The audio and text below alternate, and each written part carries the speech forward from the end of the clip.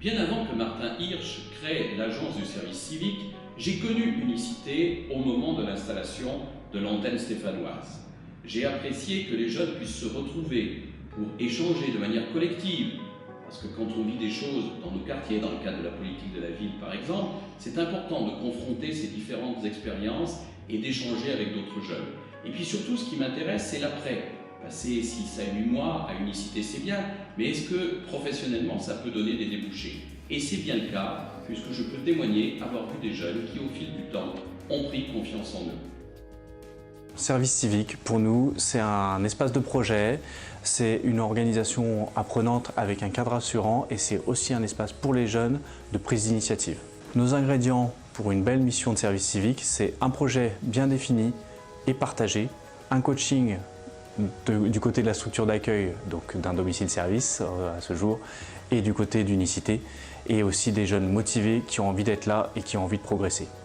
C'est notre deuxième année avec des jeunes en service civique. La première année a été un échec complet. On en a tiré les enseignements, on a remis en place, on a retenté et aujourd'hui ça marche. Le service civique apporte différentes choses à un jeune. Tout d'abord le sens dans l'engagement. Ça apporte aussi sur le plan professionnel, puisque derrière un service civique, ça peut se valoriser, ça doit se valoriser sur un CV et lors d'entretiens d'embauche par la suite. Et la force d'Unicité, c'est de faire travailler ensemble des jeunes issus d'horizons différents. Mettre en relation tous ces jeunes-là apporte réellement un autre regard sur la société et casse un peu les idées reçues que peuvent se forger les jeunes. Le territoire de la Plaine de l'Ain est un territoire périurbain où on a des problèmes un peu différents des autres territoires. C'est qu'on a un taux de chômage très faible, vers 5,8%.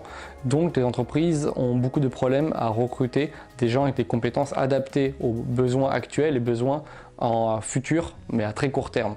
C'est là-dessus que le service civique apporte sa plus-value, puisqu'il permet d'avoir un accompagnement en petits groupes avec des jeunes qui viennent d'horizons différents et qui peuvent s'apporter des choses mutuelles différentes sur un accompagnement quand même assez long à l'échelle de ce qu'on peut connaître, c'est-à-dire avec 8 mois d'accompagnement intensif qui permet véritablement d'apporter aux jeunes le sacro-saint savoir-être qui est la condition sine qua non demandée maintenant pour accéder à l'emploi ou aux formations. Les entreprises nous demandent que ça.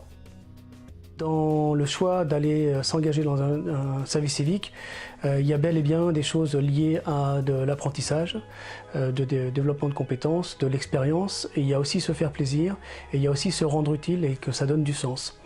La question qui suit, c'est l'après-service civique.